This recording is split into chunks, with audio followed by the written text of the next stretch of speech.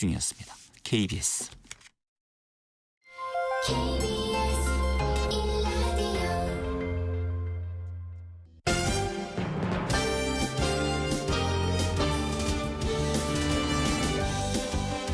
KBS 1라디오 신사원의 오늘 세계는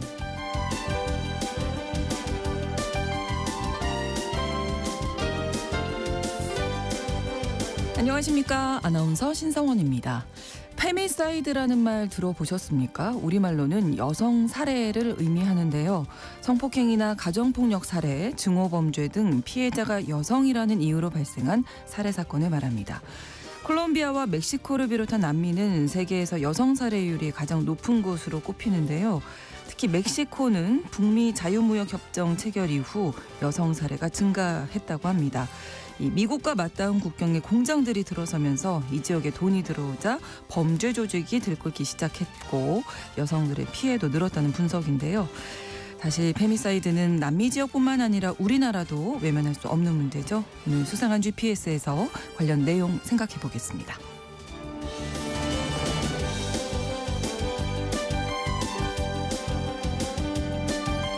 오늘 주목할 국제사회 뉴스는 헤드라인 뉴스와 키워드로 정리해드립니다. 통신원 취재 수첩 미국 소식 준비했습니다. 다음 달 6월 14일 미국의 수도 워싱턴 DC에서는 대규모 군사 퍼레이드가 열릴 예정입니다. 육군 창설 250주년을 기념하는 행사인데 마침 트럼프 대통령의 생일과 날짜가 겹치면서 주객이 전도됐다는 비판이 나오고 있다고 하네요. 자세한 내용은 통신원 연결해서 알아봅니다. 5월 23일 금요일 KBS 1라디오 신성원의 오늘 세계는 시작합니다.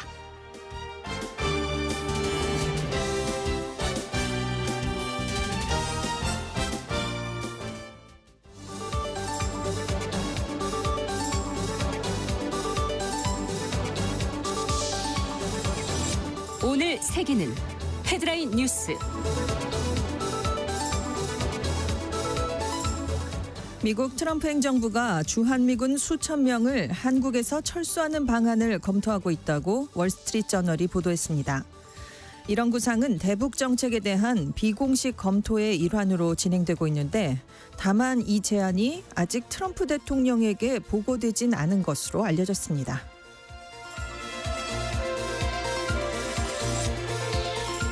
푸틴 러시아 대통령이 러시아와 우크라이나의 국경을 따라 완충지대를 조성하기로 결정했다고 밝혔습니다. 앞서 러시아 국방부도 쿠르스크와 국경을 맞댄 우크라이나 북동부 수미에 완충지대를 조성하고 있다고 발표했었는데요. 푸틴 대통령은 쿠르스크와 벨고로드, 브란스크 등 접경지 상황을 고려해 복구와 재건 작업을 시작하는 게 중요하고 최대한 피난민이 귀가할 수 있도록 도와야 한다고 강조했습니다.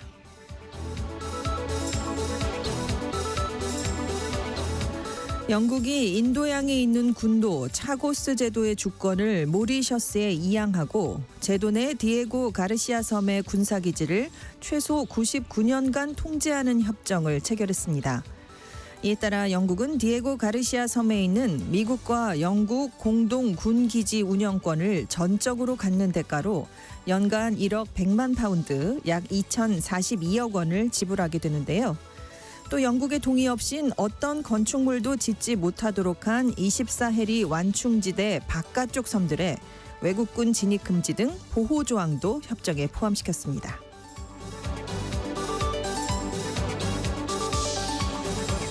덴마크 의회가 2040년까지 법정 은퇴 연령을 현재 67세에서 70세로 연장하는 법안을 통과시켰습니다. 덴마크는 2006년 이후 5년마다 기대 수명과 연계해 공식 은퇴 연령을 늘리는 법 개정을 하고 있는데요. 이에 따라 은퇴 연령이 2030년에는 68세, 2035년에는 69세, 2040년엔 70세까지 연장될 계획입니다. 현재 덴마크 외 다른 유럽 국가들도 기대 수명과 정부 재정 적자 완화 등을 위해 은퇴 연령을 상향 조정하고 있습니다.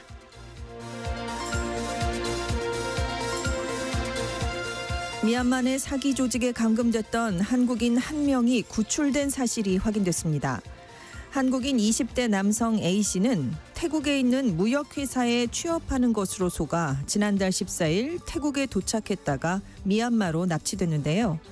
미얀마 미야와디에 있는 중국계 사기 조직에 붙잡혀 보리며간 온라인 금융 사기에 동원되는 등 감금 생활을 하다가 지난달 30일에 풀려났습니다. 신고를 받은 주 미얀마, 주 태국 대사관이 양국 당국과 공조해 A씨를 구출했는데요. A씨는 20일 한국으로 귀국한 것으로 전해졌습니다.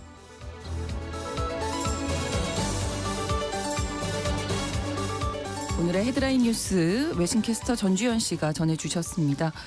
자, 이번에는 키워드로 정리한 국제사회 소식 정리해드립니다. 첫 번째 키워드, 오늘은 발표할 것이 없다. 네, 어마어마한 발표가 또 새벽에 나와가지고요. 네.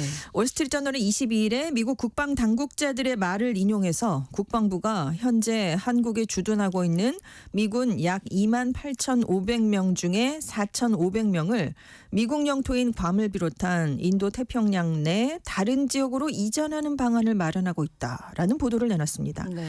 이 4,500명은요, 현재 주한미군 주둔 병력의 15에서 16% 수준의 숫자입니다. 다만 이 제안은 아직 트럼프 대통령에게 직접 보고되진 않았고요. 지금 트럼프 대통령의 대북 거래와 관련해서 고위 당국자들이 비공식 정책을 검토하고 있는데 그 논의되고 있는 여러 가지 구상 중에 하나인 것으로 알려졌습니다. 네. 그래서 이 보도가 나오자 미국 국방부가 주한미군 철수 검토설과 관련된 질문들이 쏟아졌거든요. 그러니까 오늘은 발표할 것이 없다, 이렇게 답변을 한 겁니다. 또 피트 응우옌 백악관 국가안보회의 대변인도 주한미군 병력 감축 보도에 대해서 즉답을 내놓진 않았고요. 트럼프 대통령은 북한의 완전한 비핵화에 전념하고 있다, 이렇게만 답을 했습니다. 네. 자, 미국 당국자들 러시아 우크라이나 전쟁 향배 그리고 트럼프 행정부의 우크라이나에 대한 군사 지원 지속 여부가 명확해지기 전까지는 주한미군 병력 수준에 대한 결정이 이루어지진 않을 것이다라고 월스트리트저널 측에 얘기를 한 것으로 전해졌는데요. 네. 트럼프 대통령이 이번에만 이런 건 아니죠. 지난번 일기 때도 주한미군 주둔 비용 인상하라라고 우리 정부를 굉장히 많이 압박을 했었습니다. 그래서 일기 행정부 때 주한미군 일부 감축안이 검토가 됐었지만 당시에 참모진들이 반대해서 실제로 실행되진 않은 것으로 알려져 있는데요. 네. 지금 트럼프 행정부는 대북 방어에 초점이 맞춰져 있는 주한미군의 역할을 바꿔야 된다. 중국의 대만 침공 가능성 등 영내의 다양한 위협에 대비해서 전략적 유연성을 확대해야 된다라는 입장입니다. 근데 이런 상황에서 이 보도가 나왔기 때문에 파장이 일 수밖에 없는 건데요. 그렇죠. 네. 브런슨 주한미군 사령관도 최근에 주한미군의 운용 범위를 한반도로 제한을 하지 않고 동북아시아의 지정학적 위협에 대응하는 전략적 유연성을 추구한다, 이런 의미의 발언을 내놓기도 했습니다.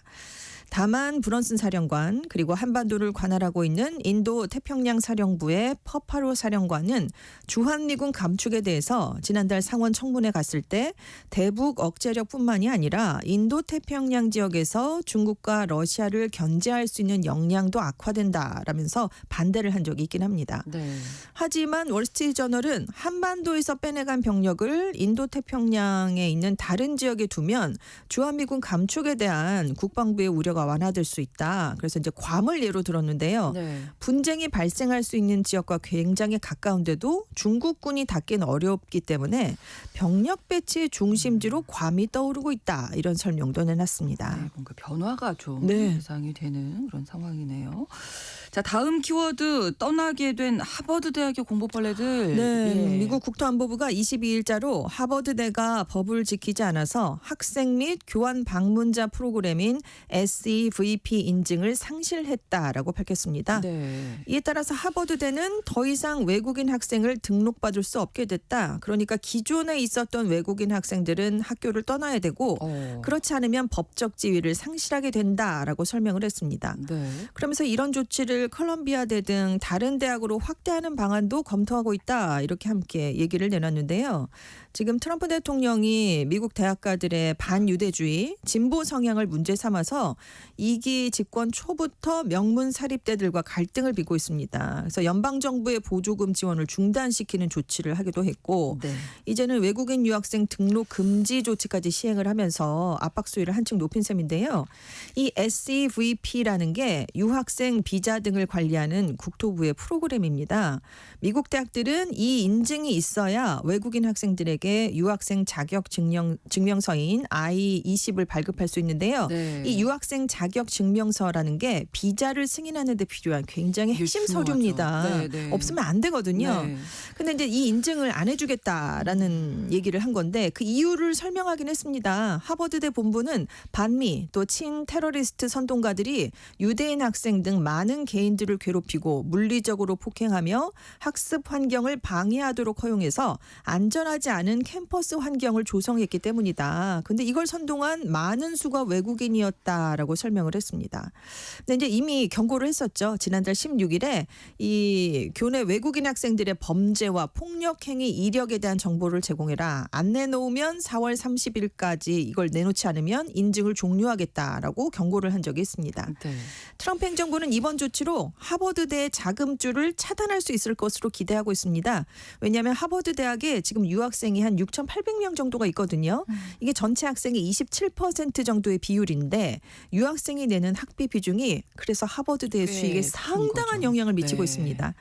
그리고 이게 인증이 취소가 되면 유학생이 사실 하버드대의 큰 자산이었거든요. 하버드가 전 세계 최고 인재를 유치할 능력이 없어진다면 현재 위상을 유지하기 힘들 것으로 전망이 되고 있습니다. 네. 당연히 하버드대는 반발하겠죠. 이건 불법이다 라면서 반발을 하고 있고요. 결국 이제 법정에 갈 것 같습니다. 네네. 앞서 트럼프 행정부가 캠퍼스 안에 반유대주의 근절을 명분으로 교내 정책을 변경하라라고 요구했지만 하버드대가 이건 학문의 자유를 침해하는 것이다 라면서 거부했었거든요.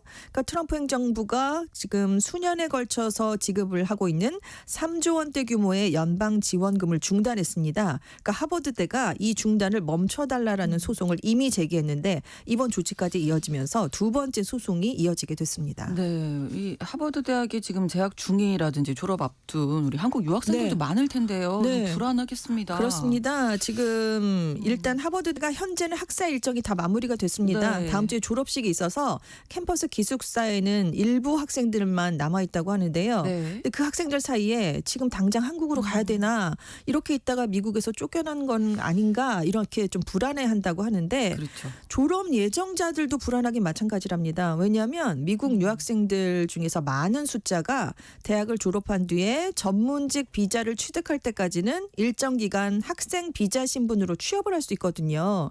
근데 이제 학생 비자가 취소가 돼버리면 미국에서 구직을 하거나 취업하는 데 문제가 생길 수 있고 6월부터 출근을 하기로 예정돼 있는 사람들이 있습니다. 그 네. 사람들도 어떻게 될지는 불안한 상황이고요. 그래서 지금 졸업생들도 지금 불안하긴 마찬가지고 자 그럼 얼마나 있느냐. 하버드대에 있는 한인 유학생 학부 한인의 기준으로 한 40명 수준이라고 합니다. 네. 대학원생까지 포함하면 이 숫자가 이제 100명대 이상으로 훨씬 더 많아진다고 합니다. 네. 아, 어떻게 될까요? 그러니까요. 네. 걱정이네요. 법정이 또 얼마나 빨리 어떤 판단을 내려줄지 그렇습니다. 주목을 해봐야 될 것 같습니다. 네. 다음 키워드입니다. 골든 현금을 확보하라. 우리가 큰 사고가 발생하면 생존할 수 있는 기간을 72시간으로 일단 추정을 하면서 이걸 골든타임이라고 부르잖아요. 그렇죠. 근데 이번에 네덜란드 정부가 재난이나 비상 상황이 발생했을 때 72시간 버틸 수 있는 현금을 항상 갖고 다니라 이렇게 권고를 했습니다. 네네. 그러니까 전산망이 완전히 먹통이 되는 상황이 올 수 있다는 거죠. 그래서 성인이 1인당 70유로 약 10만 9천 원, 어린이는 1인당 30유로 약 4만 7천 원씩 현금을 꼭 갖고 있어야 된다. 이렇게 권고를 한 건데요. 비상 상황에서 72시간, 즉 사흘치의 식수, 음식, 의약품, 교통비와 관련한 비용을 충당할 수 있는 정도의 금액으로 산정이 됐다고 합니다. 그래서 정전이나 은행 시스템 장애, 와이파이 중단과 같은 상황에서는 늘 하던 방식대로 결제가 안 되지만 현금은 거의 언제나 가능하다. 이런 설명을 내놨습니다. 그래서 현금 소지 말고도 카드 결제가 안 될 때를 대비해서 직불 카드를 소지해라. 스마트폰과 스마트워치를 통한 비접촉식 결제 수단도 사전에 사용할 수 있도록 조치를 해놔라. 이런 조언을 했습니다. 네.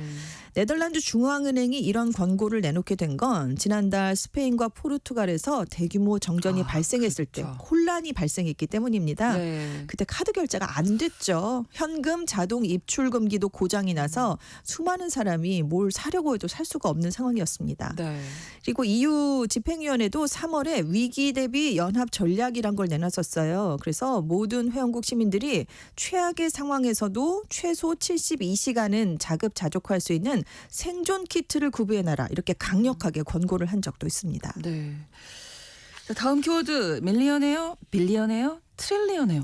우리가 그동안 부자의 기준 한동안 백만장자였다가 이게 조금 더 늘어나서 억만장자였는데요. 이제 조만장자 만장자 등장을 하게 됐습니다. 미국 상위 10명의 억만장자가 지난 1년 동안 하루 평균 10억 달러, 약 1조 3,800억 원씩 총 3,650억 달러, 우리 돈으로 약 503조 원의 자산을 불린 것으로 나타났습니다. 근데 미국 공화당이요, 지금 대규모 감세 법안을 추진하고 있거든요. 이게 최종적으로 통과되면 이 사람들의 부가 더 훨씬 늘어날 수밖에 없어서 세계 최초의 조만장자를 탄생시키는 법안이 될 수 있다. 이런 관측이 나오고 있습니다. 네. 국제구호개발기구 옥스팜이요, 포브스지의 실시간 억만장자 리스트를 기준으로 2024년 4월 말부터 2025년 4월 말까지 상위 10명의 자산 변화를 측정해 봤는데요. 네네. 세계 최고 1위 부자 일론 머스크 그 테슬라 최고 경영자입니다. 네. 이 1년 동안요, 자산이 1,861억 달러, 우리 돈으로 약 257조 원이 늘어났습니다. 전체 증가액의 절반 이상을 일론 머스크 혼자 차지를 했는데요. 네. 그래서 머스크 CEO가 조만간 세계 최초의 자산 1조 달러 이상 보유자인 트릴리언웨어가 될 가능성이 높은 것으로 분석이 되고 있습니다. 네. 이외에도 저커버그 메타 CEO, 월마트 상속인인 롭 월튼의 자산도 각각 387억 달러가 늘어났고요. 네. 워런 버핏도 많아졌고, 구글의 공동 창업자 레리 페이지와 세르게이 브린도 자산이 늘어났습니다. 그런데 반면에 2023년 기준으로 했을 때 미국 노동자의 평균 연소득은 5만 달러, 약 6,900만 원에 불과했거든요. 네. 그래서 미국 최고 부자 10명이 1년간 번 돈을 미국 일반 근로자 10명이 일해서 따라잡으려면 그 시간이 72만 6천 년이나 걸린다. 72만 6천 년이 걸린답니다. 그래서 국가의 이거는 부의 불평등에 대한 확실한 증거가 아니냐라고 CNN이 평가를 내렸고요. 네. 여기에 지금 공화당이 추진 중인 감세 법안이 이름이 하나의 아름다운 법안이거든요. 하나도 안 아름다운 아름답습니다. 법안이거든요. 부자들에게만 네. 이건 아름다울 수 있다라는 건데요. 네. 이 법안이 통과되면 상위 10% 가구는 전체 혜택의 65%를 가져가게 되지만 네. 소득 하위 가구는 가구당 약 1,035달러, 우리 돈으로 143만 원의 손실을 입을 것으로 예상이 되고 있습니다. 네. 지금 이 법안이요, 그런데 22일자로 현지 시간으로요, 하원은 통과가 됐고요, 상원 통과를 앞두고 있는 상황입니다. 네. 부익부 빈익빈이 네, 더 가속화된 심해질 것 같죠. 있다. 네. 네. 다음 키워드는 하늘을 나는 새로운 방식. 네, 외국의 저가 항공사들이 탑승객을 늘리기 위해서 빠르면 내년부터 이른바 스탠딩 좌석을 도입할 수 있다라는 전망이 나왔습니다. 비행기에 입석입니다. 생기는 거네요. 네, 영국 데일리 익스프레스지가 보도를 했는데요. 비행기 입석 좌석이 최근에 안전 테스트를 통과했다고 합니다. 그래서 이제 2026년부터 도입될 수 있다라는 전망을 내놓은 건데요. 스탠딩 좌석, 서서 가는 입석 좌석이지만 완전하게 그냥 똑바로 서서 가는 건 아닙니다. 그러면 안 되겠죠. 안 되겠죠. 네. 좌석에 엉덩이를 반쯤 대고 기댄 채 가는 방식으로 설계가 된 거예요. 완전한 좌식이 아니라 살짝 걸터 앉는 수준입니다. 네. 그런데 이렇게 되면 좌석 간 거리가 59cm로 줄어들 수 있습니다. 근데 보통 항공사들의 이코노미 좌석 간 거리보다 12.7cm 정도 더 좁아지게 되는 거예요. 그러니까 도입하면 항공기가 승객 수용 인원을 최대 20%나 늘릴 수가 있습니다. 네. 그러니까 저가 항공사들이 항공료를 절감하기 위해서 입석 좌석을 계속 검토를 한다라는 건데요. 근데 이제 다만 안전을 무시할 수는 없으니까 그럼요. 네네. 항공업계가 국제 안전 규정을 준수해서 입석은 2시간 미만의 특정한 단거리 항공편에만 허가하는 방안을 고려하고 있는 것으로 알려졌습니다. 네. 유럽의 대표적인 저가 항공사죠. 라이언에어가 2012년부터 입석 좌석을 도입해야 된다라는 입장을 내놨고요. 네. 이탈리아 제조업체인 아비오 인테리어스도 2018년에 입석 좌석을 선보인 적이 있습니다. 그래서 보통 일반석보다 무게는 50% 적게 나가는데 승객 수는 20%나 늘릴 수 있다라고 설명을 했는데요. 하지만 당시의 전문가들이 이렇게 공간이 좁아지면 긴급 상황이 발생했을 때 대피가 지연될 수 있다면서 우려를 나타냈습니다. 네. 네. 그래서 상용화 가능성이 낮다라는 평가가 그때 내려지면서 많은 항공기 제조 회사들이 우리는 입석을 도입할 계획이 없다라고 발표를 했었는데요. 네. 다만 2018년에도 이 좌석을 만들었던 회사는 항공산업의 미래가 어떻게 될지 누가 알겠느냐 이런 입장을 내놨었는데 그렇군요. 불과 몇 년 만에 다시 오. 입석 도입이 아주 크게 거론이 되는 상황이 마련됐습니다. 예, 뭐 5시간 이상 가는데 계속 아이고, 입속으로는 네, 어렵겠죠. 어렵죠. 또 안전 문제가 가장 중요하니까. 생각보다 굉장히 좁아서 정말 아, 긴급할 그래요? 때 보면 이 영상을 보시면 빠져나올 수 있을까? 아. 약간 이런 우려가 정말 실제로 들긴 했습니다. 네. 그렇군요. 다음 키워드 비만 단속 구간을 알려드립니다. 음주 측정할 때 네. 이러면 안 되지만 일부 네티즌들이 앱을 통해서 저기서 지금 음주 단속해요 이렇게 얘기를 하잖아요. 네. 튀르키예에서 저기서 지금 비만 단속합니다. 아, 이런 그래요? 얘기가 비만을 돌고 있습니다. 단속한다고요? 네. 왜냐하면 튀르키예 정부가 거리와 광장에서 시민의 키와 몸무게를 측정하는 건강 캠페인을 시작을 했는데요. 네. 전국 81개 주에서 1,000만 명을 한번 검진해 보겠다면서 공공장소에서 체중과 키, 체질량 지수를 측정을 하고 있습니다.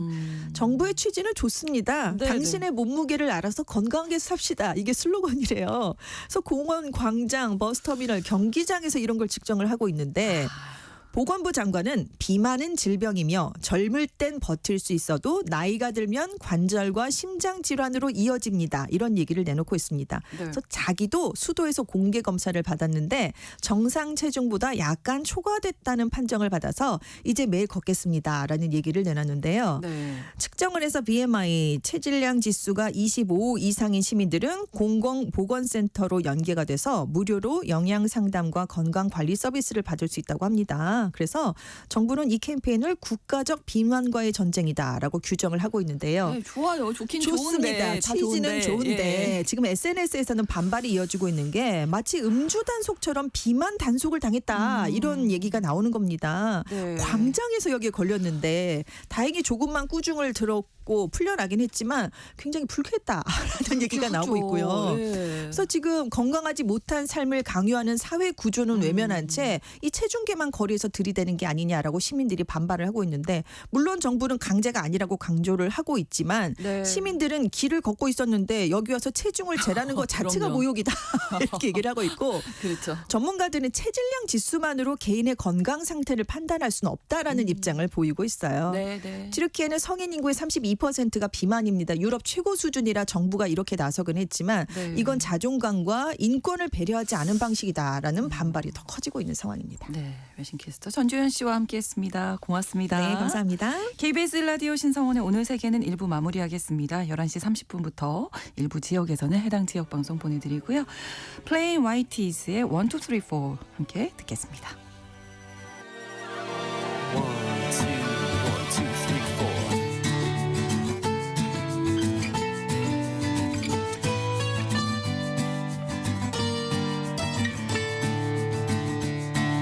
Give me more loving than I've ever had. Make it all better when I'm feeling sad. Tell me that I'm special even when I know I'm not. Make it feel good when it hurts so bad. Barely getting mad, I'm so glad I found you. I love being around you. You make it easy. It's easy as 1, 2, 1, 2, There's 3, only 4. One thing to do. 3 words for you.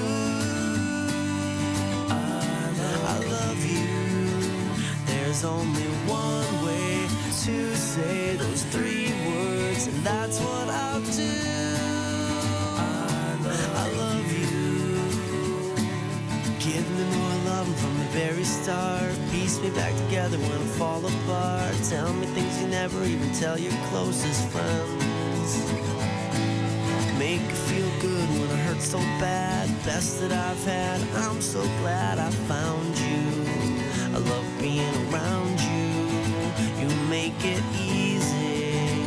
It's easy as 1, 2, 1, 2, There's 3, only 4. One thing to do. 3 words for you. I love you. There's only one way to say those 3 words, and that's what I'll do. I love you. I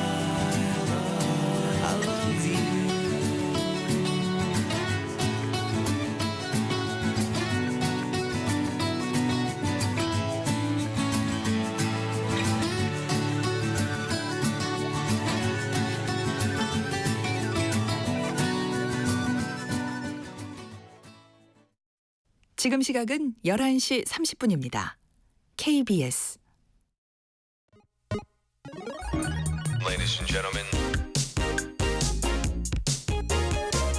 국제사회의 다양한 뉴스를 한눈에 KBS 1라디오 신성원의 오늘 세계는 세계를 바로 보는 최소한의 투자입니다.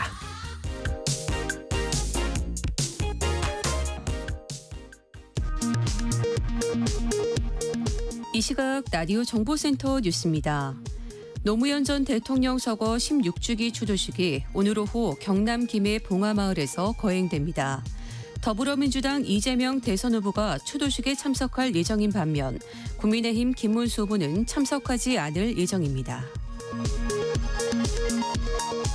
12.3 비상계엄 사태를 수사 중인 경찰이 윤석열 전 대통령과 경호처 간부들의 비화폰 서버 기록을 대부분 복구해 사용 기록을 들여다보고 있다고 밝혔습니다. 경찰이 확보한 기록은 비상계엄이 선포된 지난해 12월 3일부터 지난 1월 22일까지 비화폰 사용 내역입니다. 김건희 여사의 도이치모터스 주가 조작 연루 의혹을 재수사하는 서울고검이 어제 주가 조작 공범인 코스닥 상장사 전 부사장 이모 씨를 불러 조사한 것으로 전해졌습니다. 대법원과 헌법재판소가 장기간 권한 다툼을 벌여온 KSS 해운 사건을 헌재가 전원재판부에 회부했습니다. 헌재는 KSS 해운이 지난달 제기한 행정부작위 위헌 헌법소원 청구 사건을 지난 13일 전원재판부에 회부해 심리하고 있습니다. 국내은행의 올해 1분기 당기순이익은 6조 9천억 원으로 1년 전보다 1조 5천억 원 늘었습니다. 어젯밤 경기도 파주의 아파트에서 가정폭력 신고를 받고 출동한 경찰관들에게 40대 남성이 흉기를 휘둘러 경찰관 3명이 중경상을 입었습니다. 흉기를 휘두른 남성은 자해를 시도해 병원으로 옮겨졌습니다. 지금까지 라디오 정보센터 뉴스 정한나였습니다.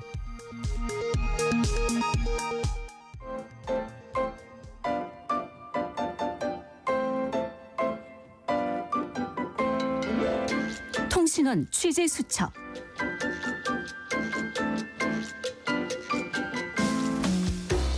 다음 달 미국에서는 육군 창설 250주년을 기념하는 군사 퍼레이드가 열린다고 합니다. 그런데 공교롭게도 이 트럼프 대통령의 생일과 겹치면서 논란이 되고 있다고 하는데요. 현재 여론 어떤지 알아보겠습니다.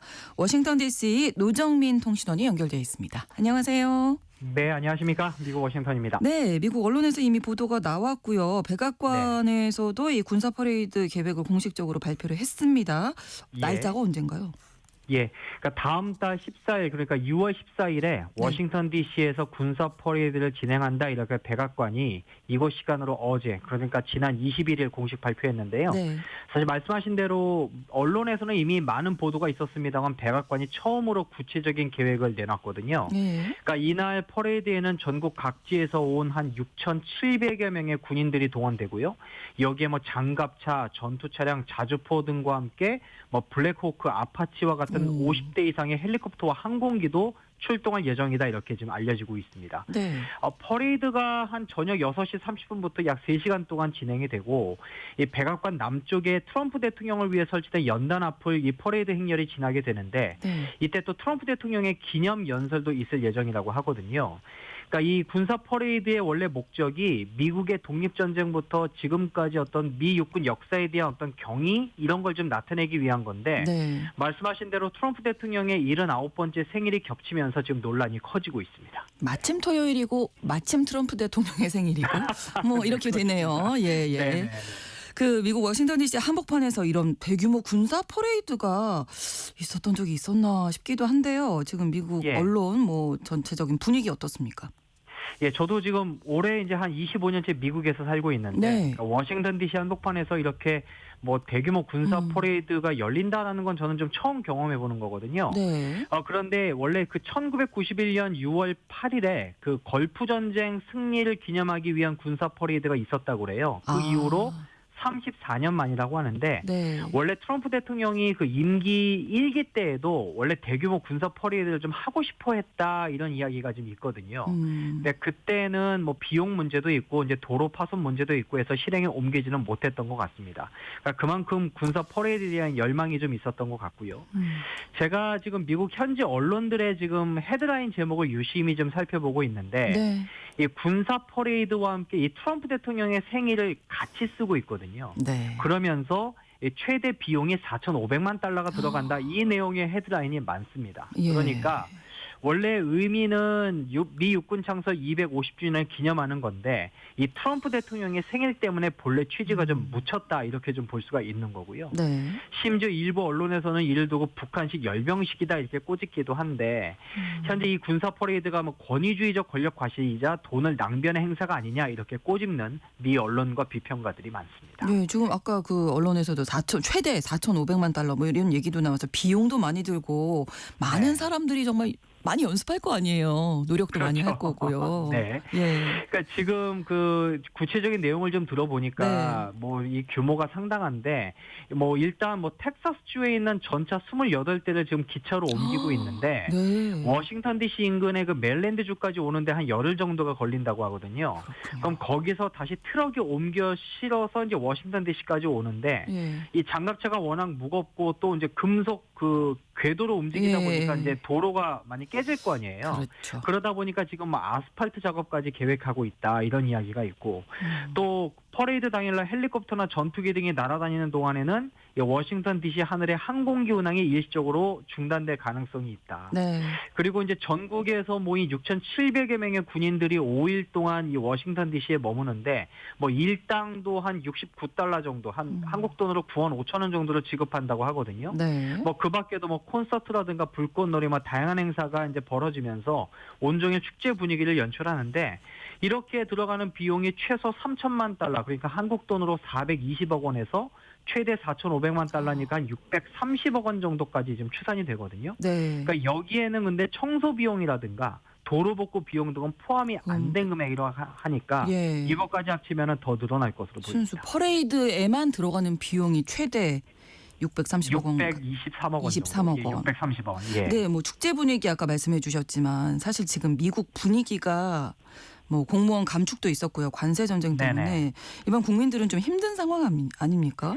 그 지금 미국 국민들이 이제 조만간 아마 이제 트럼프 행정부의 관세 정책이 이제 시행이 되면 네. 아마 이것이 인플레이션으로 이어질 것이다 이런 우려와 함께 두려움으로 좀 확산하고 있는데 네. 최근 미국 CNN 방송 보도를 보니까 이제 몇 가지 그 미국 국민들이 이에 대비하는 사례들을 소개했어요. 그러니까 좀 내용을 좀 소개해드리면 일단 내년 중간 선거 때까지 쇼핑을 안 하겠다라고 말한 뭐 40대 여성의 이야기라든가 예. 아니면 더는 외식을 하지 않고 물건을 대량으로 사놓고 있다라고 말한 30대 여성의 이야기도 있었고 또 한 60대 남성은 중국에서 직물을 수입하는 사업을 했는데 예. 이 관세 정책 때문에 아예 접게 됐다 이런 사연도 좀 소개가 됐거든요. 그러니까 이만큼 미국의 월스트리트저널이 지난달 조사한 여론조사를 보니까 응답자의 75%가 이 관세가 생활용품의 가격 상승으로 이어질 것을 우려하고 있는데 네. 특히 한인교포들 같은 경우는 한인마트 자주 찾잖아요. 그렇죠. 네. 근데 한국에서 온 물품에 관세가 붙으면 그만큼 식료품이나 생필품이 크게 오를 수밖에 없는데 네. 특히 이것은 이제 먹고 사는 문제와 직결되기 때문에 관세 정책이 시작되면 당장 생활에 직접적인 타격을 받을 수밖에 없어 보입니다.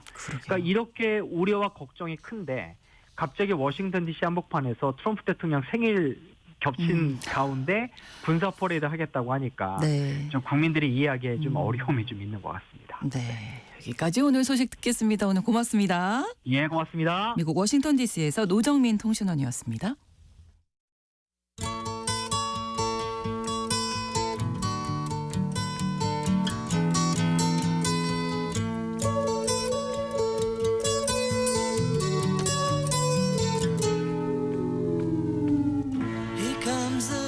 넓은 지구촌의 한 지역, 장소를 중심으로 우리가 주목할 이야기 전해드리는 시간입니다. 수상한 GPS, 오늘도 구정은 국제전문기자와 함께하겠습니다. 어서 오세요. 안녕하세요. 오늘은 또 어느 장소의 이야기를 준비하셨어요? 좀 슬픈 이야기인데요. 아, 네. 콜롬비아 중부에 쿠쿠타라는 곳이 있어요. 네. 베네수엘라하고 가까운 국경 도시인데 네. 이 도시에서 얼마 전 한 여성이 살해됐습니다. 사실 여성 살해는 너무 많은데 이 사건 하나로 해서 다시 한번 또 이 콜롬비아가 시끄럽다라고 해서 그러니까 현지 언론들이 굉장히 많이 나왔어요. 네. 콜롬비아 사법부에 이제 국가 젠더 위원회가 있습니다. 여기서 발표를 했는데 5월 15일에 쿠쿠타에서 마리아 호세 에스투피냔이라는 22살 대학생이 살해당했습니다. 한 남성 용의자가 이제 그 택배 배달원으로 위장을 하고 와서 이제 여성이 문을 여니까 이제 밖에서 총으로 살해를 한 거예요. 이유가 그러니까 이 피해자 집 근처에 있는 보안 카메라에 네. 이 남성 이 용의자가 이제 네네. 도주하는 장면이 포착이 됐어요. 그래서 수사를 하고 있는데 사실 이 여성의 페이스북을 보면은 그냥 굉장히 평범한 젊은 여성, 뭐 미국 여행 갔다 온 거, 뭐 운동하는 거, 뭐 이런 여행과 일상 사진들 올려놓고 있는 그런 여성이었는데 네. 사실은 이 여성이 그러니까 옛 애인에게 이제 학대당하고 폭력을 많이 당해서 헤어진 다음에 계속해서 법적인 이제 싸움을 벌이고 있었다고 해요. 네. 그래서 그 옛 애인의 폭력으로 이제 생전에 신고를 했었고 네. 법원에서 이제 가해자한테 이 여성에게 3천만 페소 우리 돈으로 1,000만 원 정도를 지급해라, 배상하라 이렇게 명령을 했대요. 그 다음 날 살해된 거예요. 그래서 경찰도 이거는 일반적인 살인이 아니라 네. 그러니까 여성 살해. 그럼 여성이 살해된 거면 다 여성 살해 아니냐가 아니라 이게 페미사이드라고 하는 용어가 있는데 네. 우리가 특히 집안에서 일어나는 친밀한 상대들 간의 폭력을 가정폭력이라 그러고 그렇죠. 피해자가 어린이 미성년자의 경우에는 이제 아동 상대 폭력 이런 식으로 부르잖아요. 네. 여성에 대해서 주로 가해지는 공격과 폭력과 살인, 특히 살인을 가리켜서 그렇게 여기서는 지금 단순히 피해자가 여성이다 이게 아니라 이제 여성 살해라는 용어를 쓰는데 네. 경찰도 이거는 뭐 예를 들면 일반적인 살인 예를 들면 시비가 붙어서 그랬다라든가 금전적인 이유라든가 뭐 이런 뭐 범죄에 연루된 거라든가 이런 게 네. 아니라 이제 그 여성을 겨냥한 여성 살해로 의심을 하고 수사를 하고 있습니다. 그게 이제 페미사이드라는 예. 용어가 있는 거군요. 예, 네. 그러니까 이게 이 여성 살해의 페미사이드라고도 하고 페미니사이드라고도 하는데 이게 불특정 상대를 노린 이제 여성 살해 예를 들면 뭐 연쇄살인범 같은 이제 연쇄살인범들은 거의 다 여성들을 노리죠 사실. 아무래도 이제 뭐 한국에서는 약자다 보니까. 우리나라에서 뭐 왜 무슨 여혐살인이란 딱지를 붙이고 그래 그러면서 이 말에 대한 반감이 많은데 이건 유엔에서도 쓰는 용어입니다. 네. 그러니까 이거는 뭐 남성분들이 욱할 그런 일이 아니고요. 이거는 막아야 되는 그렇죠. 여성을 상대로 한 이건 우리가 너무나 당연하게 그거는 막아야 되는 범죄인데 이 페미사이드의 경우는 이제 우리 뭐 다 아는 얘기입니다만 배우자, 뭐 애인, 파트너 이렇게 친밀한 혹은 가족 간 중에 누구 이렇게 친밀한 관계인 상대에 의한 살인이 굉장히 많고요. 네. 그리고 또 하나가 전체 세계에서 살해되는 사람 보면 남성이 훨씬 많습니다. 범죄 조직에 연루되거나 네. 범죄에 희생되는 경우가 훨씬 많은데 범죄 네. 조직 연루가 워낙 많기 때문에 특히 이제 중남이나 이런 데서 네. 연쇄살인의 경우는 여성의 피해자인 경우가 압도적으로 많아요. 이게 미국 통계 같은 경우 그렇게 드러나요. 근데 이번 사건 같은 경우는 아직은 용의자가 잡히지는 않았습니다만 페미사이드의 개연성이 굉장히 높기 때문에 네. 이 사건을 계기로 해서 이제 콜롬비아에서 여성 상대로 한 이 폭력 문제가 다시 한번 제기가 된 건데요. 뭐 해마다 이런 여성 대상 폭력, 성폭력이라든가 방임, 유기, 살해 뭐 이런 것들을 많은 여성들이 겪고 있는데 특히 이 마리아 호세라는 피해 여성이 살던 쿠쿠타라는 지역을 보면요. 네. 작년 1월부터 8월 사이에만 여성 살해가 한 34건 그리고 상당수는 미성년자였다고 해요. 근데 이 지역에 무장 세력들이 좀 판치고 폭력 사태가 굉장히 심해진 상황이었긴 합니다. 네. 그리고 주변 지역에 좀 불안 요인이 있어서 네. 피난민들까지 몰려들고 했는데 그렇다고 해서 이게 쿠쿠타만의 문제는 아니라는 거죠. 이 국가젠더위원회 위원장이 이번 살인 사건 이거 규탄을 하면서 콜롬비아 전역에서 여성들의 삶이 이 젠더 폭력 때문에 이렇게 비참하게 끝나고 있다 네. 이렇게 말을 했습니다. 당국이 어떤 방지 항상 대책이 있어야 될 텐데. 이런 사건 나면은 피해 여성들이 이렇게 위험을 호소했는데 대체 네. 당국은 뭐 했느냐 이런 얘기 나오잖아요. 네, 네. 콜롬비아 여성 단체들도 당국이 사실 이런 것을 막을 수 있었음에도 불구하고 방치하고 있다라고 비난을 합니다. 이 쿠쿠타에 기반을 둔 그 여성 운동 단체 여성 목소리 내기라는 단체가 있는데 네. 여기 대표가 이 마리아 호세가 잔혹하게 살해된 거는 그 여성에 대한 폭력을 정당화해요. 그러니까 정상적인 걸로 취급해온 시스템의 결과다. 네. 이렇게 말을 했는데 콜롬비아에서는 28시간마다 여성이 한 명씩 살해당한다. 이거 굉장히 충격적이죠. 한국도 48시간마다 한 명씩 살해당하고 있습니다. 네. 근데 여기 콜롬비아 같은 경우는 마리아 호세는 이 남성의 폭력을 그 전에 신고했고 네. 증거를 제시했고 네. 법원에 소송도 했고 당국에 도움을 요청했고 예, 했는데도 배상 명령도 받았잖아요. 받았고. 네. 그럼에도 판결도 불구하고 받았는데. 숨졌다는 거예요. 그러니까 결국은 여성을 보호하기 위한 조치도 없었고 당국의 보호라든가 격리 이런 명령도 없었고 또 도망갈 피란처도 없었고 그리고 가해자들은 그런 사실을 너무나 잘 알고 있다라고 여성단체에서는 얘기를 합니다. 네. 콜롬비아에서는 그 여성 살해 좀 우리말로 하면 관측성은 좀 이상한데 여성 살해를 모니터링하는 센터가 네. 있어요. 그러면 작년에는 이제 886건 여성 살해가 발생을 했었고 이 특히 국제인권단체 휴먼라이츠 워치 쪽에서도 네. 이 콜롬비아 상황을 얘기를 하면서 특히 여기가 예전에 내전이 많이 있었고 네, 네. 이 무장 조직들이 많았고 지금도 범죄 조직들이 많이 활동을 해요. 그래서 그런 단체들의 소행을 포함한 그 젠더 기반 폭력, 그러니까 젠더를 이유로 한 폭력이 광범위하게 발생하고 있는데 네. 생존자들은 치료라든가 어떤 법적인 투쟁에서 넘어야 될 장애물이 너무 많은데 가해자들은 거의 책임을 지지 않는다. 이렇게 휴먼 라이츠 워치의 이제 지적입니다. 네. 이전에 멕시코에서도 비슷한 사건이 또 네, 있었다고요. 그래서 이번 콜롬비아 사건이 더 부각된 것도 있어요. 네.